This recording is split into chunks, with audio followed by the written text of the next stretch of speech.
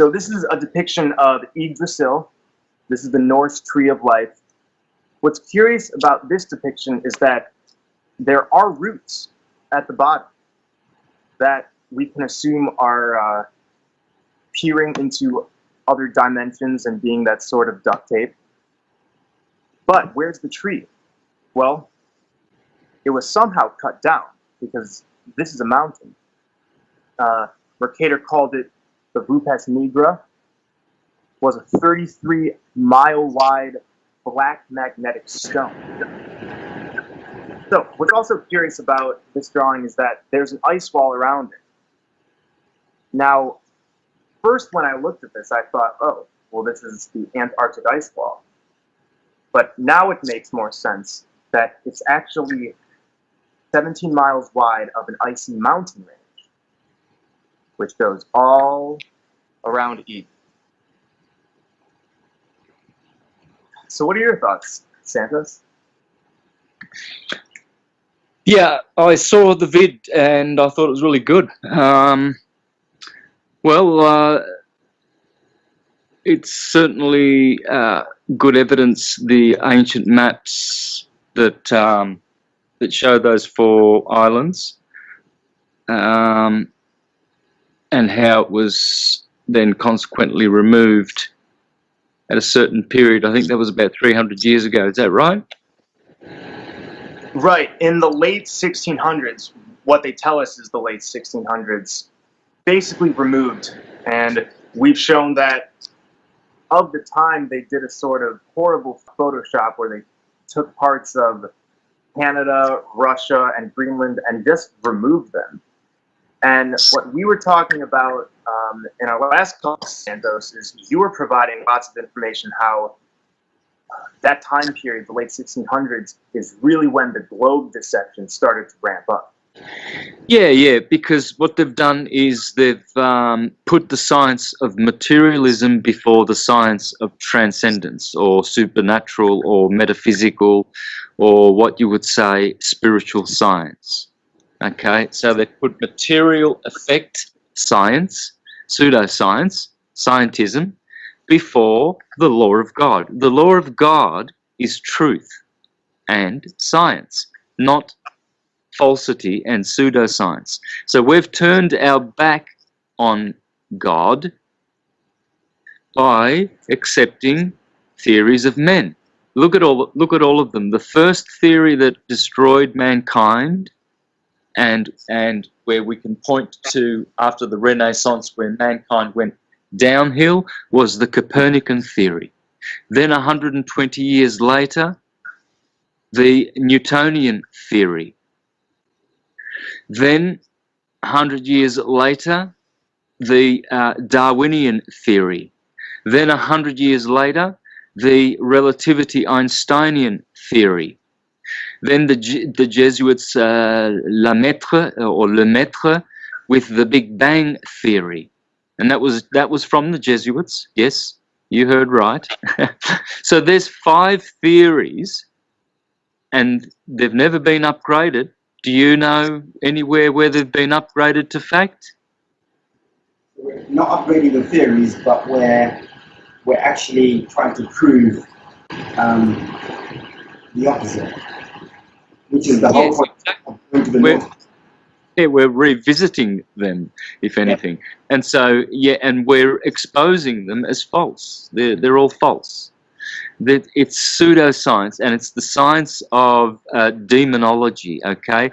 Demons are service to self entities that care not about God's truth and nature and how it works. Okay, so the electrical world of effects is infested with false paradigms and illusions and falsities, because materialists, although they are intelligent, they're not connected to source, and they can't use their higher mind. So their intelligence is very animalistic. And so their theories are based on their deceived senses. This is how horrible the world, the hellish world that they inhabit is. It's a hive mind, and it's controlled by demons. And the demons were created. Egregores are created by people who use magic formulas to conjure up spirits and energy, and then to make vows and blood vows and pacts and covenants with satanic forces. And so what they do then is those egregores actually grow and become gods unto their system. And so the Farnese family, by creating the Jesuits with the Borgias and the Orsini and the Medicis and Gaetani, all those families there, I can mention a lot more, but those are definitely the most powerful families who ever lived for probably about 4,000 or 5,000 years. Okay,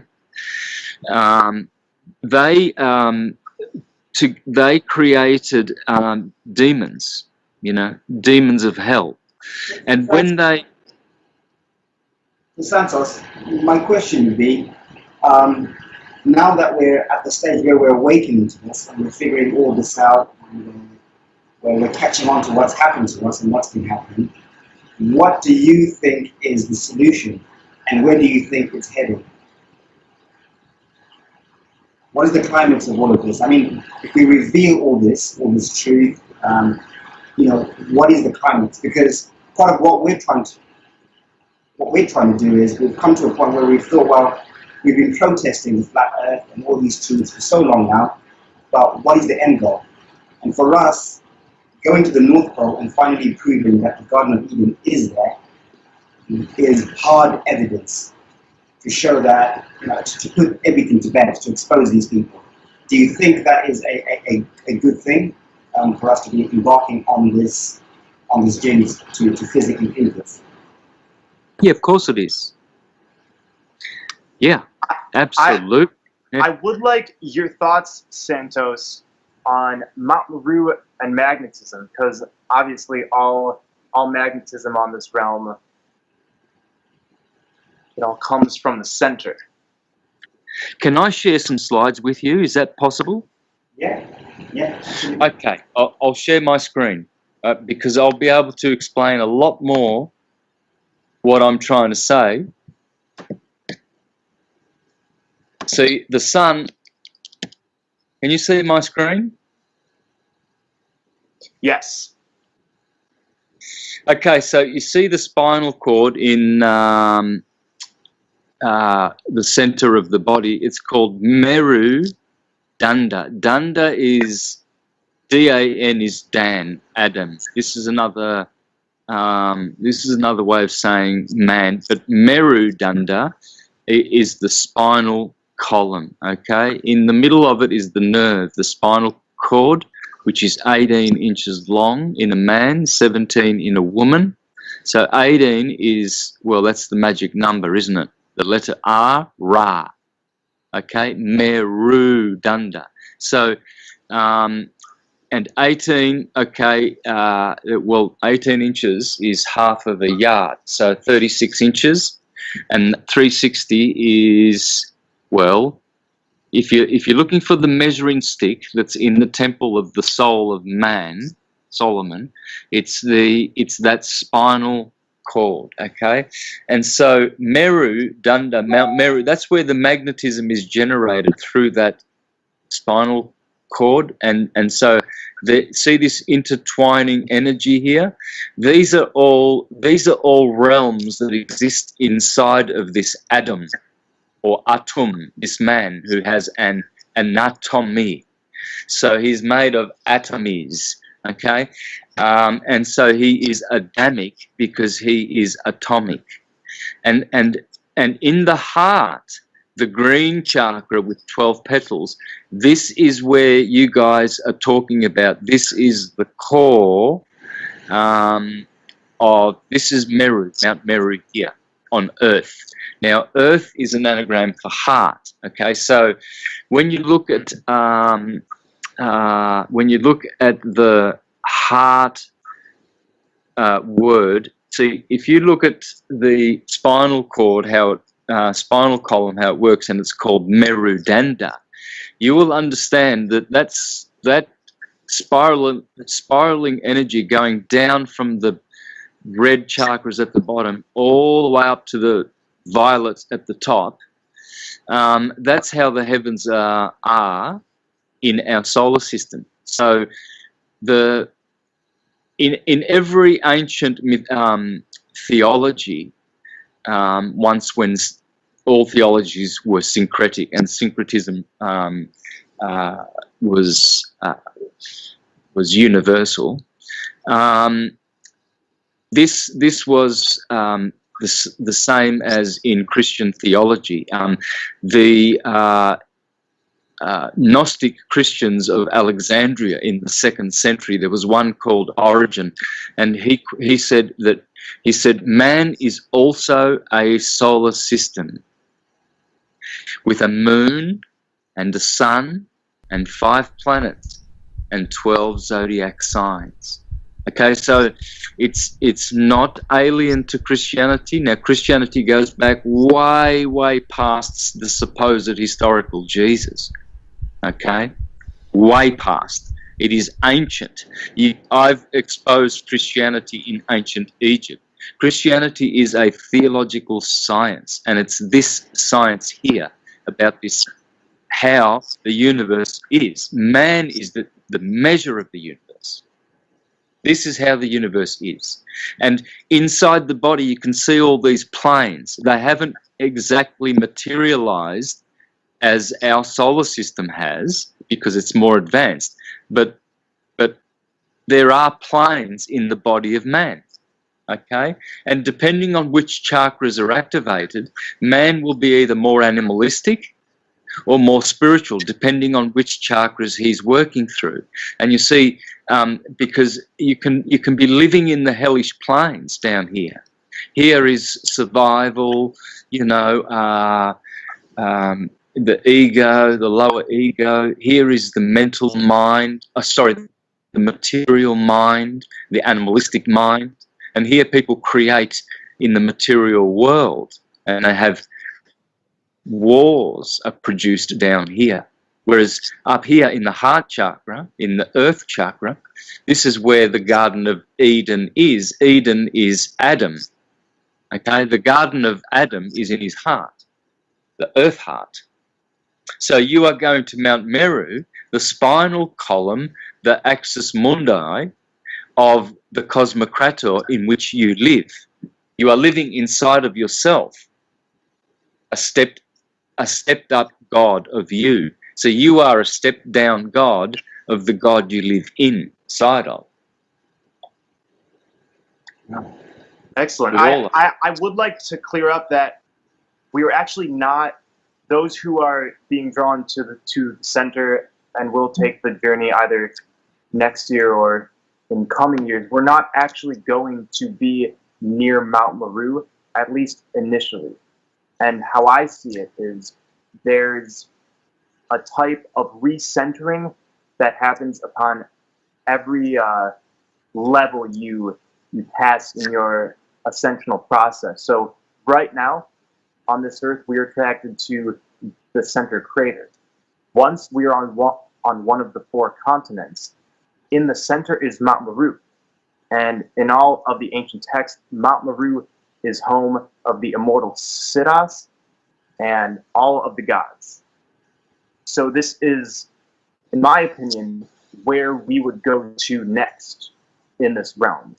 We would then take yet another exodus to Mount Meru.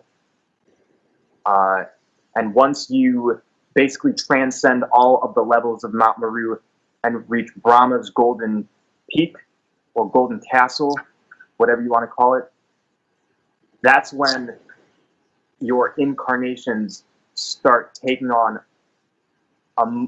a purely etheric form. Whereas when you're in Eden, you're still semi-physical, semi-ethereal. Yeah, I would have to agree, yes, because if you're if you're going to a more pure place, the body will have to definitely be way more pure, and it will be more ethereal. Okay, so it will be of a higher constitution. It will be more of a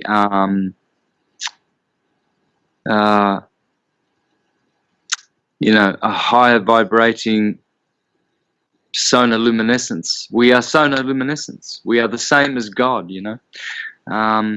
The sun in the sky is the sun in our hearts. Okay, that's the sun. That's why heart is an anagram, is the same as Hare, Hare Krishna. Hare is the Haret, and it's Horus, the sun.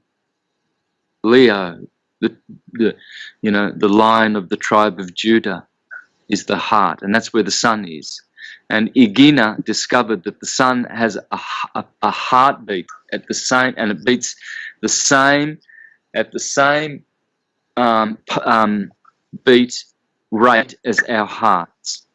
And so it is the heart. It is Hare Krishna. It is, and it's the heart plane. It's together with basically what Igina says is the sun is the other half of the earth. They are twins in a sense. The earth is the electrical you know, result of the sun's magnetic rays, and they are thought waves. Actually, those light waves, they are thoughts. It's the thoughts of God that are being projected onto the earth screen. That's what this is the Akashic record, isn't it? Yeah, well, that is the Akashic record. That is the eye of the heavens. That's our higher consciousness. That's us in a stepped up God. Okay, Krishna is the source. It's the milk of the cheese, of the yogurt, of the butter. So, and the black sun is also behind the yellow sun that we see in the sky. That's why when you see those little dots, those little black solar spots, that's actually the black sun, or another black sun, because there are several different archetypes that can be called black suns. Okay, the Earth actually has one itself. It's called the dark satellite. So you're actually seeing that, and what that black sun is the dielectric sun. Make no mistake about it, guys. Make no mistake about it. Whatever is black is dielectricity. Okay, whatever is white or golden, Ra, is magnetism. And the black light is resting light. It's the true Christ light, the true Krishna light. That is the true nature of Christ, that black resting light. And its partner, eternal and conjugal, is magnetism, white light. And white light is the parent of electrical light, which is all the 7 colors that are born from white light. And the first 2 are the twins, red and blue, and red shift, blue shift. And then from red shift, blue shift, you get the rainbow, which is red shift, blue shift, when you look at it properly. And you can see there, that's the twin child. The rainbow is the twin child in 7. It's a septenary, or an octave, but it's a twin because it's red shift, blue shift, which is born of white light, which is the 1/2 of the 2 lights, black and white light. Perhaps this is why in the stories of Shambhala, Mount Meru is called the White Shining Mountain. Yeah, because it's magnetic. So Mount Meru is also the mechanism by which this 24-hour clock of our Earth is founded upon. It's Mount Meru, and it is a magnetic mountain which actually with the way the firmament works is that it has metallic elements in it that make it like a mirror. Okay, so the dome effect or the firmament effect, the vault of the sky is like a mirror. Okay, and so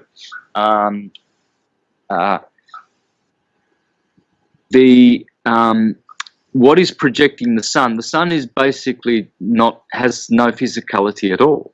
You see, even the globies confirm that with their own science books, which agree that the sun is 90% hydrogen and 10% helium. So, have you ever seen any solid hydrogen or helium? Absolutely not. Right. Okay. So, it's water, essentially, hydrogen and oxygen and all of that watery stuff. So when Mount Meru interacts, it's like when you have a convex lens, you can actually, project light and burn, with those magnifying glasses, you can actually burn things far away. Well, this Mount Meru is like a coherent magnetic field, like a laser, which projects out toward the mirror of the dome, which then sort of it magnifies that beam coming from. It's like an amplifier, and amplifies that beam coming from Mount Meru, and then condenses that light, that electromagnetic sevenfold septenary of light, into a white ball of light.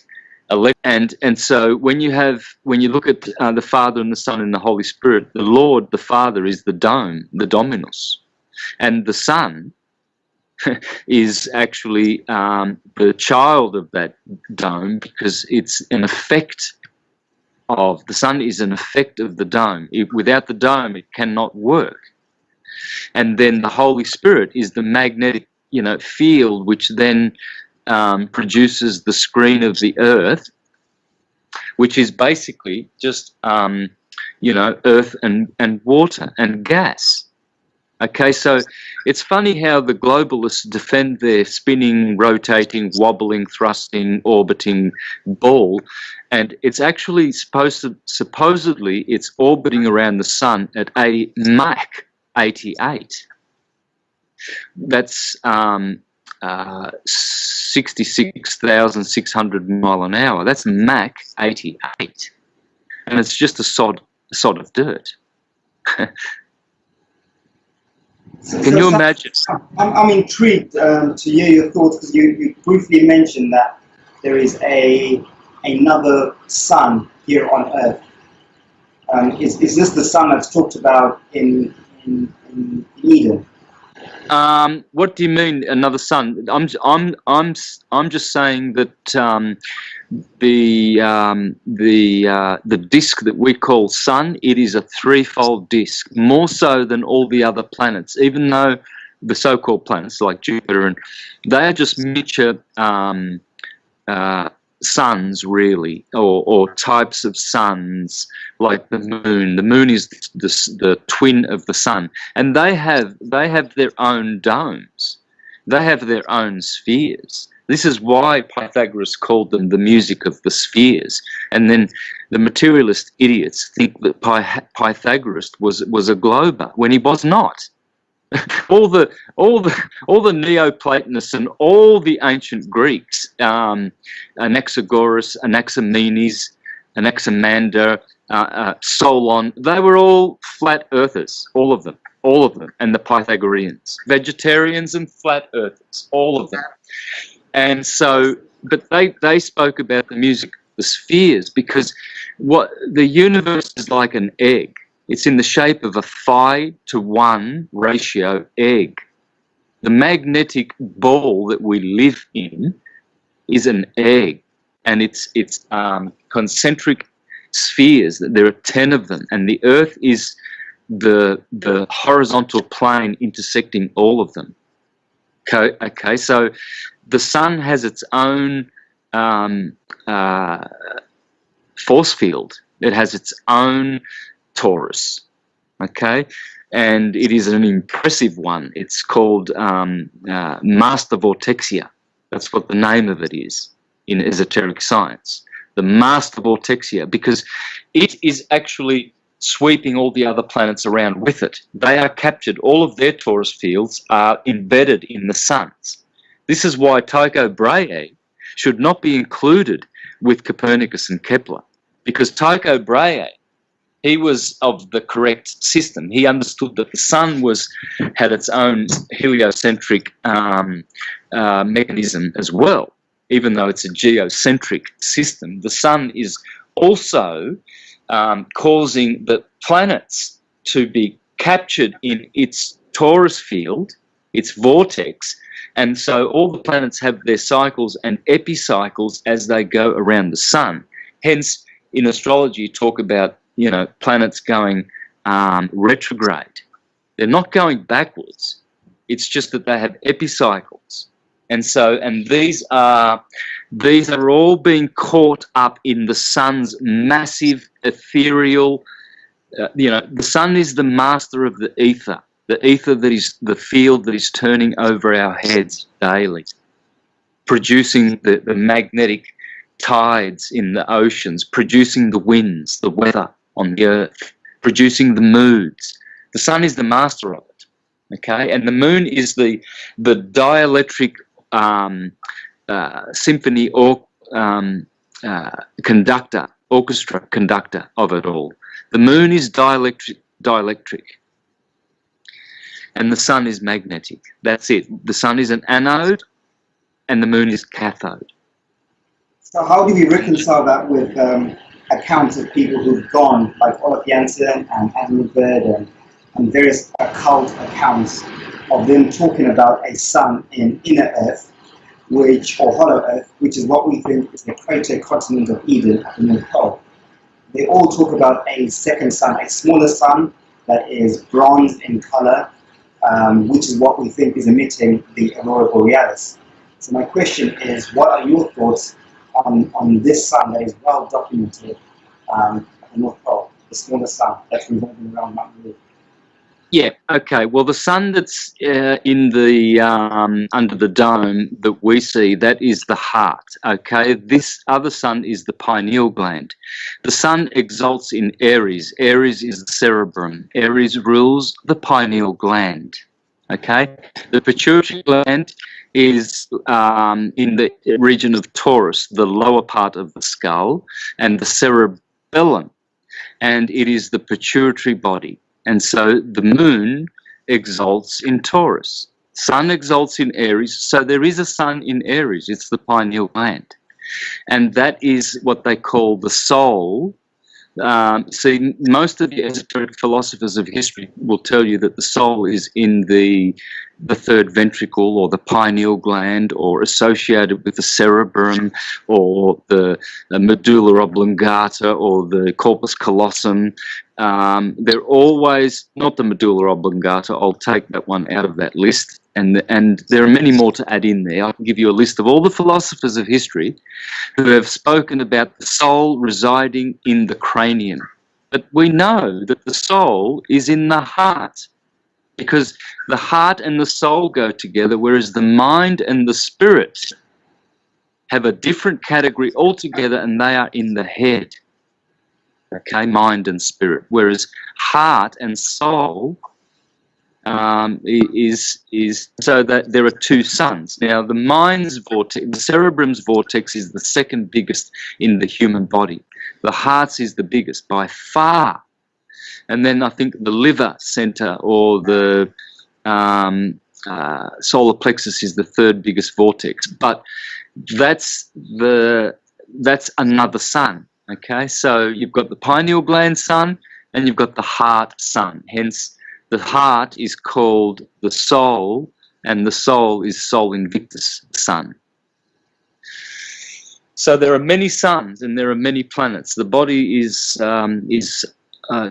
totally a temple. It's the Temple of Solomon, and it is the measure of the universe. How man is how the universe is. As above, so below. There is no difference. Once you depart from this basic truth, you are lost in the world of delusions. And this You'll is never why come. many of us are attracted to the center. Because these Well- outer lands have nothing left for us. We've learned all we can. We've worked out the karma that we're able to out here. And I just kind of want to clear up that it's easy to mistake these 4 continents as metaphorical or a place within you. And indeed, we are microcosms of the macrocosm, but this is a physical place that when one is spiritually ready, one must take a physical journey to get to. We're not semi-etheric yet. We are still in these dense outer lands. So manifestation is not going to happen in the way that I've seen many people in this movement believe. It takes strong will of the heart, of the mind, and of the body. Yeah, I'll just go back to what you said, earlier on about a similar subject. When you're saying that life is a school. So all of this, the meaning of life, is to learn, to grow, and to move on. And as such, as in any school, there is a process.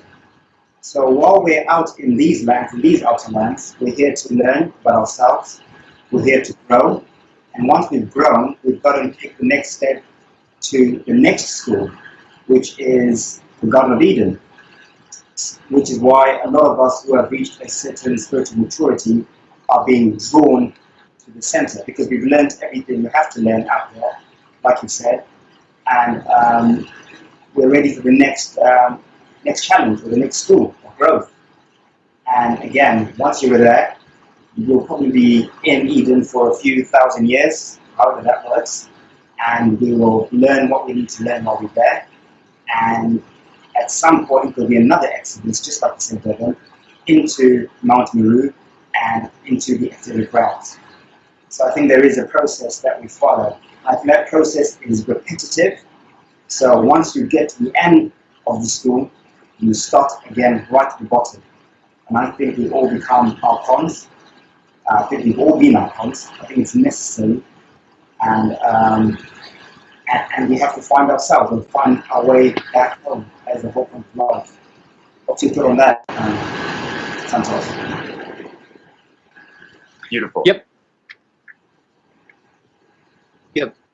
It sounds reasonable to me, and it sounds correct for sure. Now, I would love both of your thoughts on the ice wall. It's very peculiar that most of the flat earth movement is quite focused on the ice wall and why are the military guarding it. But if we are to take magnetism into account, then the further you get away from the center, you could say the lower vibration it is. So there's a quote by William Warren in the book Paradise Found, Cradle of the Human Race, at the North Pole, and he says that the divinities live at the North Pole and the asuras, or the demons, live in the South Pole. Now, it's easy to point to the ice wall and say, well, there's so many people guarding it. The military's there, there's the Antarctic Treaty, 55 countries are involved in it. So what are they hiding? But the opposite is true. These archons of the military-industrial complex, reptilians, whatever you want to call them, they have no domain around Eden. Eden is protected by divinities, and to set up military ships or volatile airspace would be going against the divine plan. There would be major karmic repercussions if any such action was attempted. And this is why the Arctic is the least protected area in the world. There's actually the least amount of military bases in that deep Arctic region than in anywhere else in the world. Yeah, I totally agree with that. I think you only guard something that you own. And the fact that the Antarctic is well guarded and well looked after by the UN and the powers that be means that they own whatever is beyond those walls, which is why they govern. Whereas at the Arctic, there is, like we said, basically our research has shown us that there's nothing there. There's no one protecting it. There's no treaty. There's no Arctic treaty. There's nothing. And that's because they have no business up there. And they can't stop anyone from going there. So essentially, I think we are our own prison guards. You know, I hear in the treatment when people say, oh, you're going to get shot down if you try and go there. They'll never let you go there. That is how they have created the system. So we are our own prison guards. We stop ourselves from returning back to the garden. So they don't have to do anything.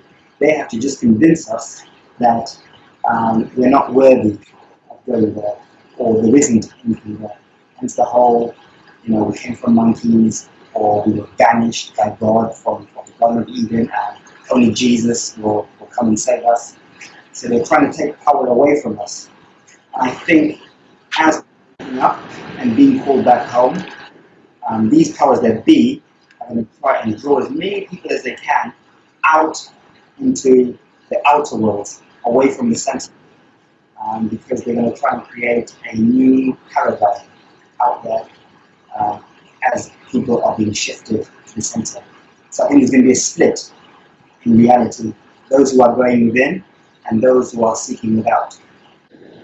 Absolutely, 100%. And there's no evidence for any outer lands, but if we are to follow the same logic as you incarnate somewhere on Earth, and once you've recentered yourself, you're able to physically recenter yourself, then perhaps there are a multitude, perhaps infinite amount of outer lands. Those who incarnate in these lands might have once been on Earth or in Eden and have descended. So this is obviously just a theory, but perhaps we're consistently moving outwards and inwards. We go to Mount Meru, we visit all the upper dimensions, we fuse back with all that is, with Source, and then we decide to play the game again. So we descend through Mount Meru, traverse all the levels, go to the outer lands.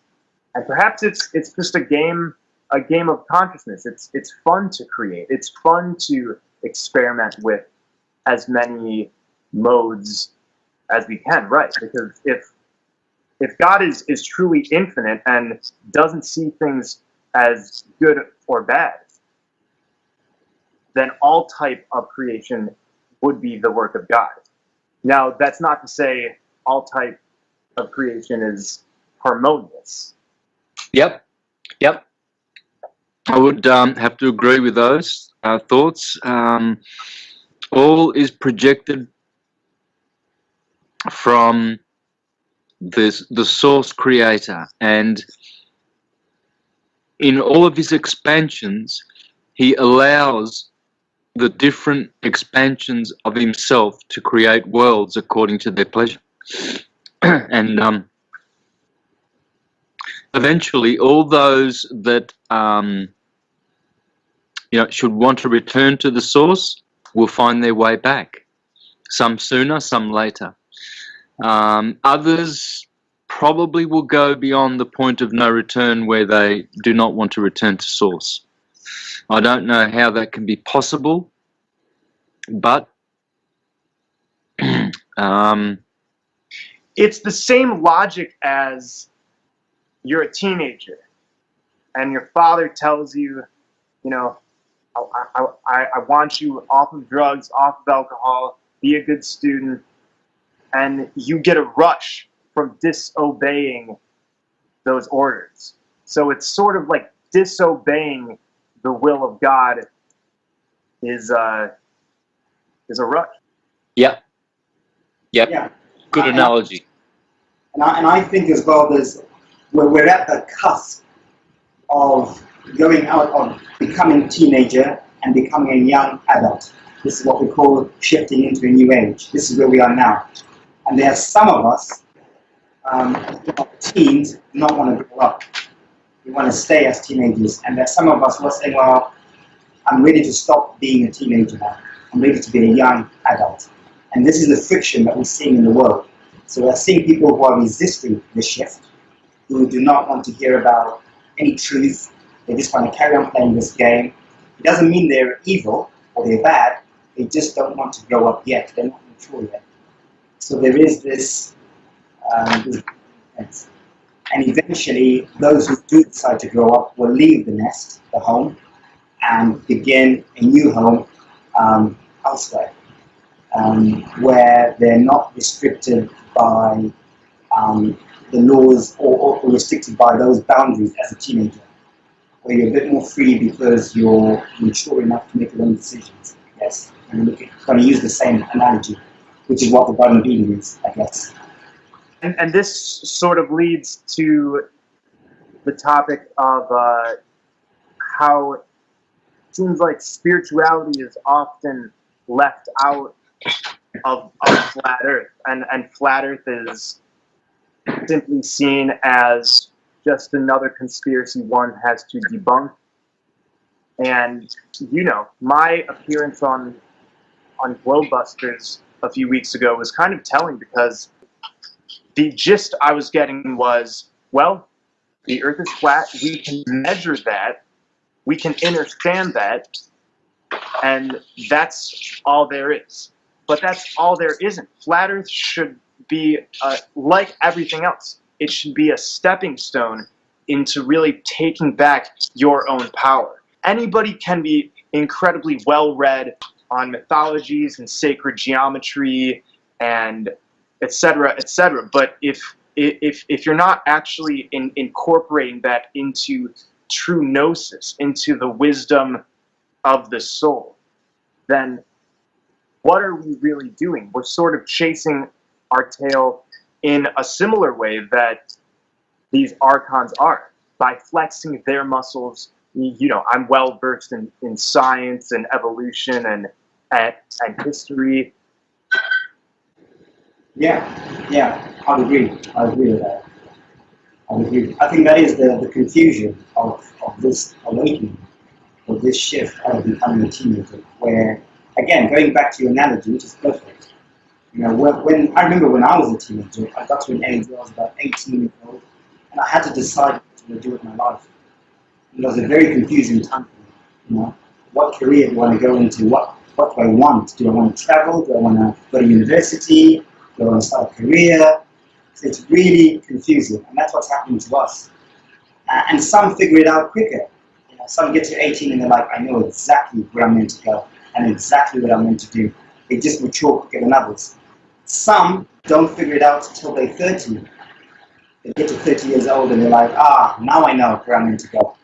So I think it's akin to the same thing. These people that are waking up to the flat Earth, they are transitioning out of that teenage state, but they are still,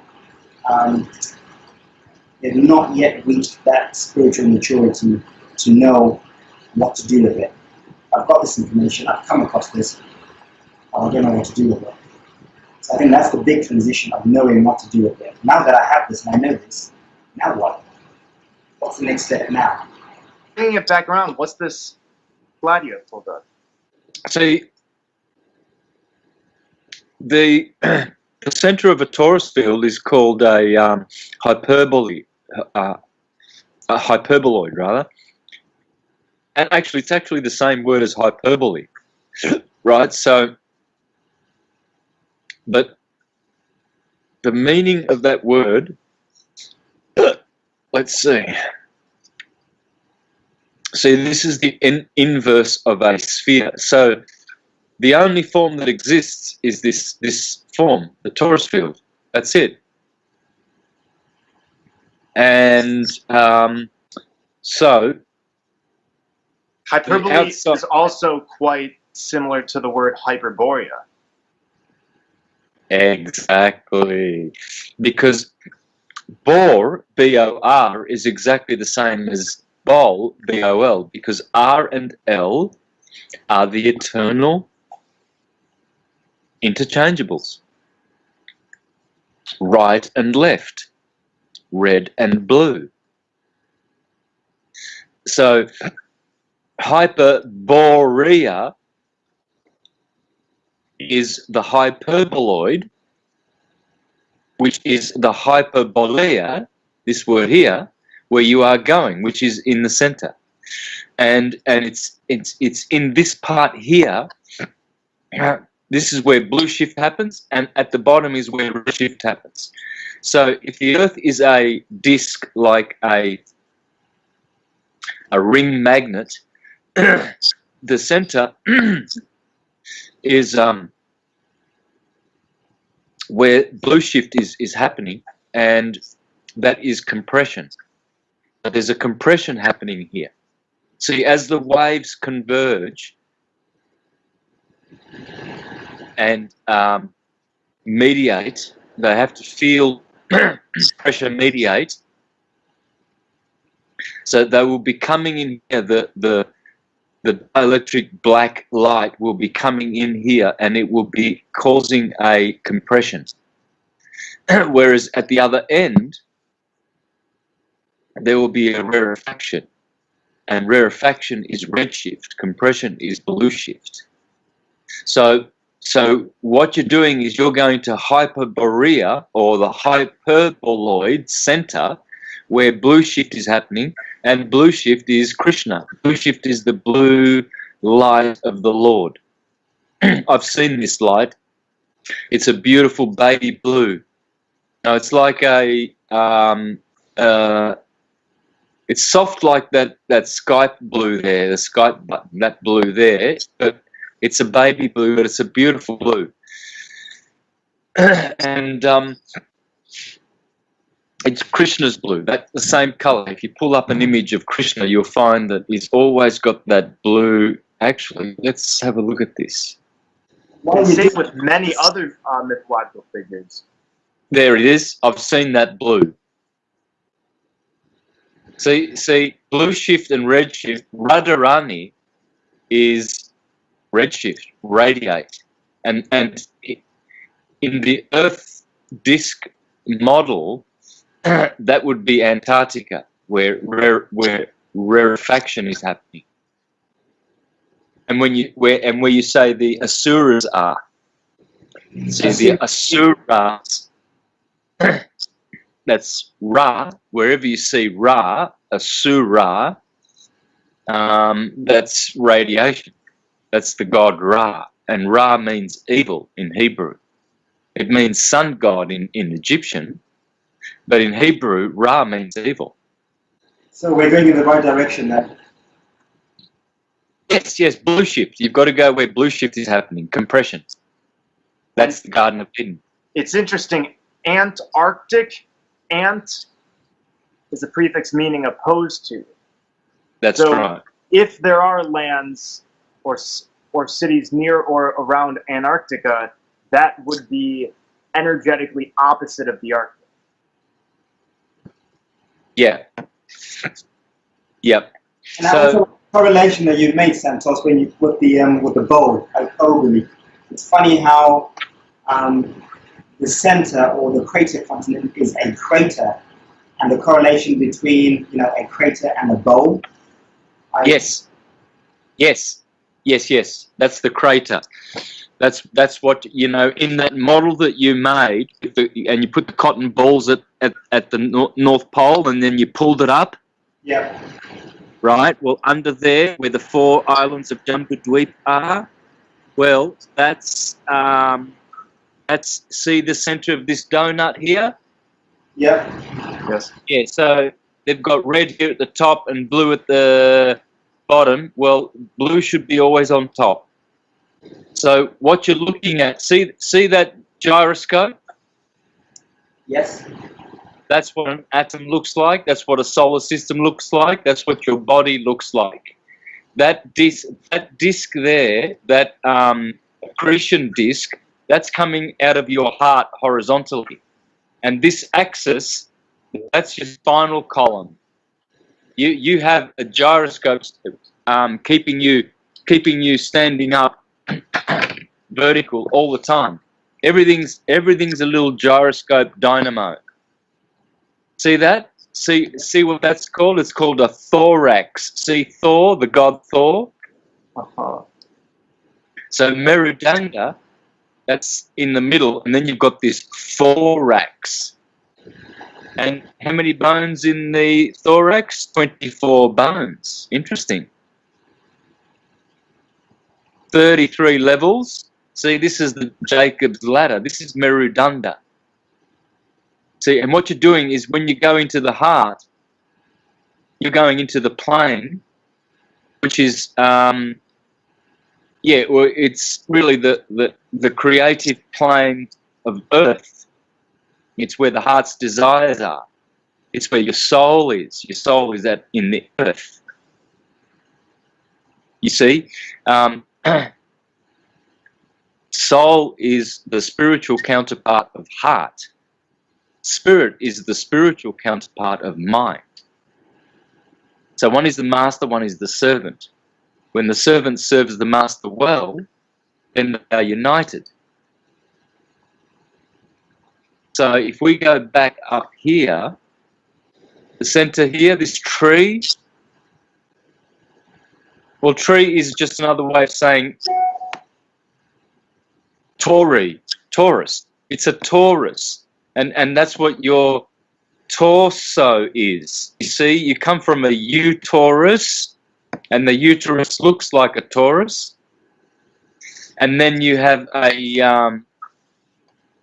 it becomes a torso, and you have a aura, which is a Torah. And so Taurus backwards is what? Rotate. It's the rotating Taurus fields. Taurus rotating. And then and look at the word bol. In Dutch, bol means what? Trunk of tree. Yeah, look at this, man. I mean, this is so freaking amazing. What's interesting is the Holy Grail at the center of the round flat table. That's a magic bowl. Yeah, that's the golden bull, because it's the hyperbole. It's golden, hyperboloid. Oh, that's brilliant. Gold. It's a golden egg. It's an inverted golden egg.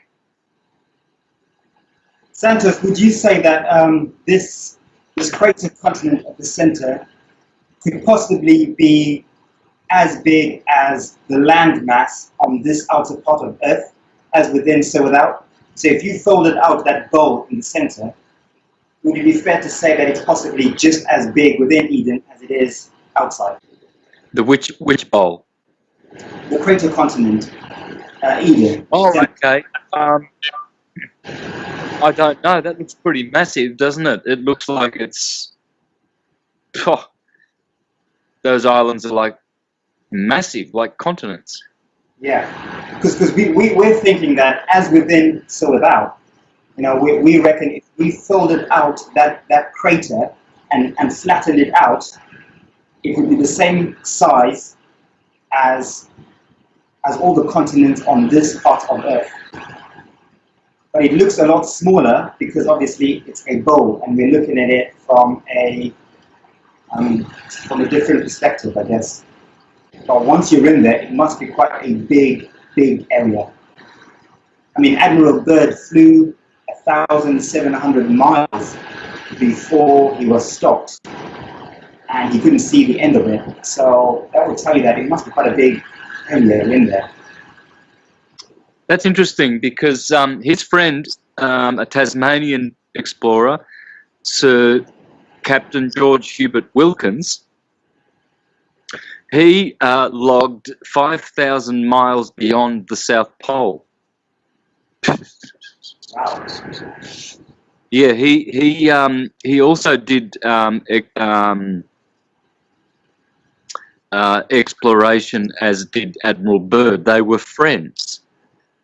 And Sir Captain George Hubert Wilkins, he spoke of other lands that were not known to man, that he found beyond Antarctica.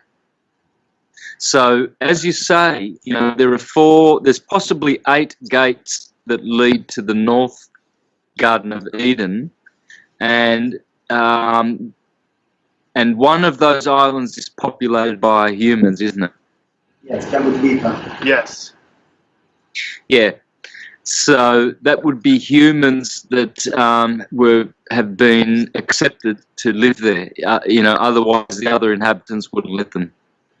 You know, if the races that we interact with are advanced and they've done all their karmic, you know, murderous and abominable actions, they never ever go back to doing harm, and so they live by the highest law. So, you know, whether they are big and massive, if their heart is with God totally and completely, then you never fear. You never fear these creatures wherever you go in the universe who have completed their service to God and are complete and perfect in their ways.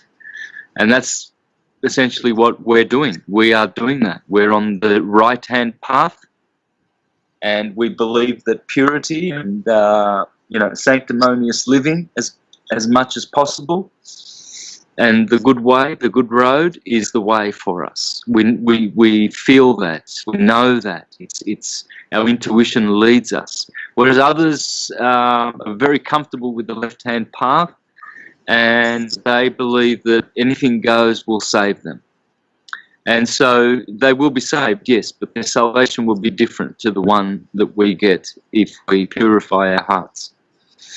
The pure ones will be blessed beyond the blessings that anyone else will receive. Do you think that, Santos, that you know, if we are in a school, do you think that the school works both ways? Do you think there are souls that are descending and souls that are ascending? I know there's a quote in the spiritual world that says that spiritual people have been to hell, religious people are afraid of going to hell. So do you think there are souls that are coming from these heavenly realms on their way down to the hellish realms as part of the evolutionary cycle, I guess, spiritually? And there are souls who are coming from the lower chakra realms going up into the higher, and it's sort of like souls are always going up and down and interlinking through the universe. Yep, spot on. Yes, that's how it's going. It's like the elements from hydrogen to uranium and plutonium, all the way down in density of frequency. And so you've got fusion and fission.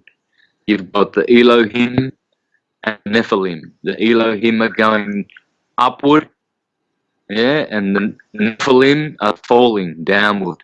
So there are ones who delight in misdeeds, depravity, debauchery. They delight in these practices. They don't heed the sacred scriptures. I feel like there's a whole another Skype chat on this, because I love this topic, especially about the Bible. Very much like you, I grew up with the Bible and I turned away from it, and it looks like over the last couple of years I've started coming back to it, and because of you, really, Santos, and started seeing it with a different light and appreciating it and understanding it better than I ever thought I would. So I think that is worth another call some other time, because I'll really savor that. So we See, this on a bigger scale, Santos, sorry to cut you off, we say on a bigger scale, these beings that worship these lesser gods are what we call the souls who are descending on the way down. So they've come from the heavenly realms and they're now on the way down to the hellish realms. Is this, sum it up that? Yep, and they are being saved for their works. Only their salvation is damnation to us, because we've been there. That's damnation. They are being lost into perdition. That's why the false prophets, the people who teach anything other than, well, people who teach the left-hand path, which is what the prodigal son is, which is essentially just flesh eaters and seed wasters. Because the prodigal son was famous for wasting his seed with the prostitutes, in other words, ejaculating, wasting the life force and disrespecting God by, discharging that force disrespectfully into other human beings, animals, or whatever, and eating dead animals. Both of these induce death. Ejaculation induces death slowly, and the eating of dead animals makes you dead because you are what you eat.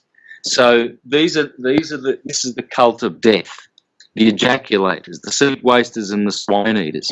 That's why I go after them, like a terrorist, because I want to make those two things famous. I want to make those known throughout the earth, because all demonism and all depravity is because of murdering animals and eating their dead corpses and ejaculating. Hence, you've got a culture of condoms and contraceptives and unwanted pregnancies and all kinds of sickness, because society has produced incontinent little boys who can't hang on to their little, seedy bits whilst having sex. They have to, they're incontinent, they have to ejaculate their brains. This is basically, they're emptying out their life force, their brain, they're becoming stupid through ejaculation and eating, ham and cheese sandwiches. They're basically addicted to blood. These are vampires. They have a blood addiction. And they justify eating meat because, and they point to the Bible. Oh, but God said, which God? Not Source Creator. Source Creator says, thou shalt not kill. Thou shalt not murder. And there's no compromising of that principle. But the other God, El Shaddai, that comes along, which is Shaitan, yes, well, he says, yes, you can, I'll give you these animals. Well, that's because these are another class these are untouchables. These are church-going murderous people. They will kill you if your Jesus doesn't drink coffee, because ours drinks wine, and coffee, and why doesn't yours?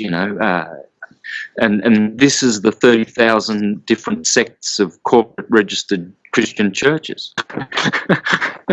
Well, talk about a kingdom divided, and they will kill you. And these are swine eaters. These are the swine eaters, and they worship a God who in his scriptures condones this kind of murderous activity. Before you answer, I have to rush off, guys. I can't. I've got to work today, unfortunately. Yeah, I'll have to go too soon because it's getting late here. You hold the thought, and we'll pick up from here another time. Absolutely.